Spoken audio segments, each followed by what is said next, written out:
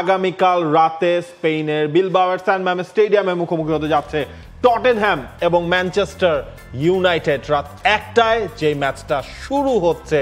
মানে কি অবস্থা দেখেন, লিগে যেই দুই দলের অবস্থান 16 এবং 17, তারা লড়ছে ইউরোপের সেকেন্ড অভিজাত আসর, যেটাকে আমরা বলতে পারি ইউরোপা লিগ। সেই ইউরোপা লিগের ফাইনালে এবং এবার হচ্ছে অল ইংলিশ ফাইনাল। এবং এখান থেকে যে দলটা জিতে যাবে তারা চলে যাবে চ্যাম্পিয়ন্স লিগে। এটা আপনাদের অজানা থাকার কথা নয়।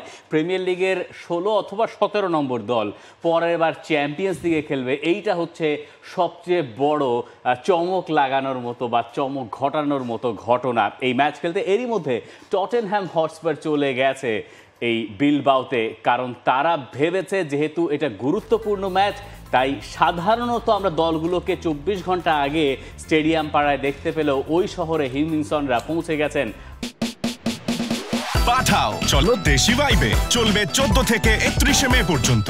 48 ঘন্টারও বেশি সময় আগে বোঝাই যাচ্ছে তারা কতখানি সতর্ক এই ম্যাচ নিয়ে, তারা কতখানি সিরিয়াস এই ম্যাচ নিয়ে। এই ম্যাচটায় যারা জিতবে তারা তো চলে গেল চ্যাম্পিয়ন্স লিগে, কিন্তু এই ম্যাচটায় যারা হারবে তারা মৌসুমটা শেষ করবে কি বলে, তারা নিজেদেরকে সান্ত্বনা দেবে কি দিয়ে? তারা ভাববে যে তারা প্রিমিয়ার এটা ছাড়া তার কোনো কিছু নাই, দুই দলের কোনো কিছু জিতে নাই, ইউরোপা লিগের রানার্স আপের জন্য কোনো ইউরোপা লিগের স্পটও নাই, কনফারেন্স লিগের স্পটও নাই, কিছুই নেই। আপনি তো লিগে হয়েছেন 16 বা 17 নম্বর।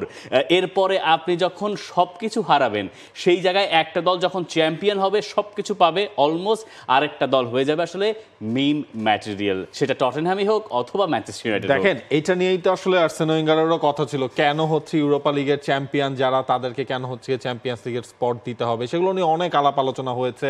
ম্যান ইউনাইটেড এবং হচ্ছে টটেনহ্যাম তারা সব নিয়ে কথাও আসলে বলেছে, কিন্তু টটেনহ্যামের একটা কথা আপনি বলছেন না, 2 দিন আগে তারা পৌঁছালো।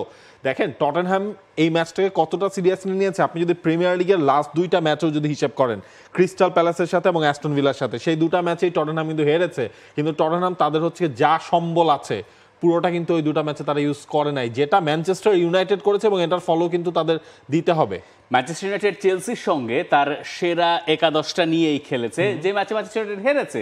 এবং এখনো পর্যন্ত প্রিমিয়ার লিগে আপনি দুই দলের হারের সমীকরণ যদি একটু মেলানোর চেষ্টা করেন, ম্যানচেস্টার ইউনাইটেড হেরেছে যত ম্যাচ তার চেয়ে বেশি হেরেছে টটেনহ্যাম। 21টা ম্যাচ টটেনহ্যাম হটস্পার হেরেছে এই সিজনে। এখনো পর্যন্ত ম্যানচেস্টার ইউনাইটেড হেরেছে 18টা ম্যাচ। আর ইউরোপা লিগের হিসেবে যদি আসেন, সেখানে অবশ্য ম্যানচেস্টার ইউনাইটেডের হাবভাবেই অন্যরকম, কারণ তারা এখন পর্যন্ত ইউরোপা লিগের আনবিটেন টিম। গোলের হিসেবেও তারা টটেনহ্যামের তুলনায় এগিয়ে রয়েছে। অন্যদিকে টটেনহ্যাম তারা 2টা ম্যাচ হেরেছে এবারের ইউরোপা লিগে, তবে টটেনহ্যাম কিন্তু ইউনাইটেডের থেকে তুলনামূলক গোল আসলে কম কনসিড করেছে। সেখানে টটেনহ্যাম আজকের নেক্সট যে ম্যাচটা আছে, সেখানে তো মানে পোস্টেগ্লুর থাকা না থাকা নিয়েও কথা হচ্ছে, যতটা কথা আসলে আমরিমকে ফেস করতে হচ্ছে না। এই সিজন শুরুর আগে পোস্টেগ্লু কিন্তু একটা কথা বলেছিলেন, তার ধারণা 2য় বছর তার কোচিংয়ের আন্ডারে তিনি একটা ট্রফি জিতবেন। তিনি সবসময় জেতেন বলে বলেছেন যে আমি সবসময় আমার সেকেন্ড সিজনে একটা ট্রফি জিতি, এটা বলে তিনি প্রিমিয়ার লিগটা যখন শুরু করলেন, এরপরে একটার পর একটা হারের পরে তখন গিয়ে এই জায়গায় তারা ঠেকেছে। কিন্তু সারপ্রাইজিংলি তারা ঠিকই ওই জায়গায় চলে গেছে যেখানে গিয়ে তারা একটা শিরোপা আসলেই আঁচ পোস্টেগ্লুর কথাটা সত্যি করতে পারে।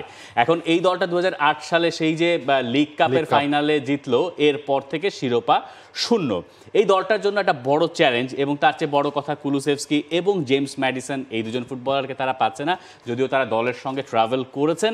কিন্তু ম্যানচেস্টার ইউনাইটেড যদি আমরা একটু ফেরত আসি, সেইটা নিয়েও বোধহয় আলোচনা করা দরকার। 21টা হার টটেনহ্যামের হলে 18টা হার ম্যানচেস্টার ইউনাইটেড, যারা শেষ 8টা ম্যাচে প্রিমিয়ার লিগে তারা শেষ 8টা ম্যাচে 6টায় হেরেছে, 2টো পয়েন্ট তারা পেয়েছে। এবং এই লিগের শেষ ম্যাচে যদি তারা জিততে না পারে, অ্যাস্টন ভিলা চিন্তা করবে যে আমরা ম্যানচেস্টার ইউনাইটেডকে হারিয়েই দেবো, কারণ হারাতে তাদের হবে, হারালে পরে তারা চ্যাম্পিয়ন্স লিগের স্পটে হয়তো থাকার একটা সমীকরণ মেলাতে পারে। তো তাহলে যেটা দাঁড়াবে যে 9 ম্যাচ শেষে আপনার পয়েন্ট দাঁড়াবে হচ্ছে 2, 9 ম্যাচ থেকে আপনার অর্জন। রুবেন আমরিমের আন্ডারে টেন হ্যাগ চলে যাওয়ার পরে রুবেন আমরিমের আন্ডারেও এখন অনেকগুলো ম্যাচ হয়ে গেছে, সেইখানে চাকরি বাঁচানোর জন্য ইউরোপা লিগ তাকে জিততে হবে কিনা এই প্রশ্নটা এখন চলে এসছে।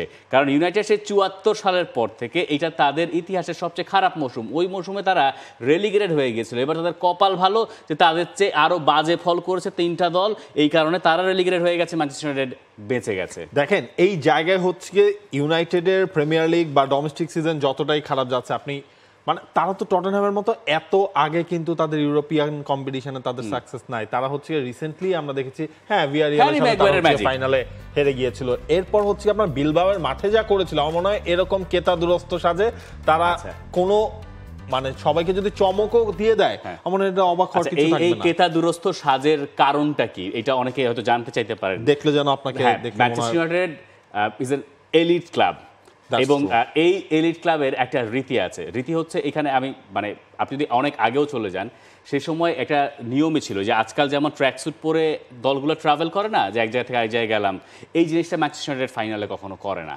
আপনি রিয়াল মাদ্রিদকে যখন চ্যাম্পিয়ন্স লিগ একটার পর একটা জিততে দেখেছেন, মাদ্রিদ থেকে যখন রোনালদোরা ওই যে এয়ারপোর্ট দিয়ে প্রবেশ করে প্লেনে উঠতেন এই সময় দেখবেন সবার গায়ে একটা স্যুট থাকতো। এটার কারণ হচ্ছে তারা নিজেদের ওই আভিজাত্যটা প্রকাশ করতে চায়। এখন আপনি বলতে পারেন যে ভাই শেখ সাদি সেই গল্পটা আপনার মনে পড়ছে যে খাওয়া আপনি জামায় মাখাইতেছেন সেরকম একটা ব্যাপার সম্মানের ওই যে ওই গল্পটার মতো, কিন্তু ঘটনাটা আসলে অন্যভাবেও কাজ করে। আপনার অ্যাপিয়ারেন্স কি এইটার উপরে ম্যানচেস্টার ইউনাইটেড বিশ্বাস করে, তো এই কারণেই নতুন স্যুটের ওই মাপগুলো দিচ্ছিলেন হ্যারি ম্যাগুয়ার এবং মাউন্টের তো একটা ভালো অবদান আছে বিলবাওয়ের সঙ্গে শেষ ম্যাচটা জেতায়, এবং যে বিলবাওকে তারা আসলে বাদ করে দিয়ে এই ফাইনালে উঠলো সেই বিলবাওয়ের মাঠে যেহেতু খেলা সমর্থন তারা পাবে না এটা তারা ধরেই নিতে পারে।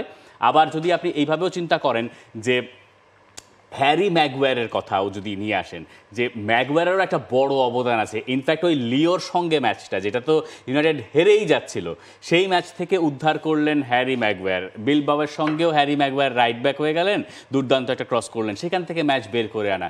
ইউরোপা লিগে তাদের পারফরমেন্স একরকম, প্রিমিয়ার লিগে আরেক রকম। প্রিমিয়ার লিগে তারা খেলে ইংলিশ দলের বিপক্ষে।